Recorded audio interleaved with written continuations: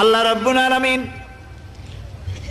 কোরআনে কারীমের ভিতরে নবীজির নাম একটি বারের জন্য নাম ধরে তাকে ডাকেন নাই, বরং তিনি বলেছেন তোমরা পরস্পর পরস্পরকে যেভাবে নাম ধরে ডাকাডাকি করো আমার নবীকে সেভাবে নাম ধরে ডাকবে না। আল্লাহ নিষেধ করেছেন আমার নবীর নাম ধরে ডাকবে না। সুবহানাল্লাহি ওয়া বিহামদিহি।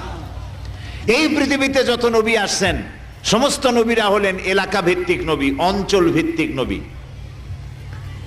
এক এক এলাকার, নূহ আলাইহিস সালাম এক এলাকার, মুসা আলাইহিস সালাম আলাক এলাকার, দাউদ আলাইহিস সালাম আরাক এলাকার, এরকম এলাকা ভাগ ভাগ করা। কিন্তু মুহাম্মদ সাল্লাল্লাহু আলাইহি ওয়াসাল্লামকে আল্লাহ রাব্বুল আলামিন কোন এলাকার জন্য নবী বানান নাই।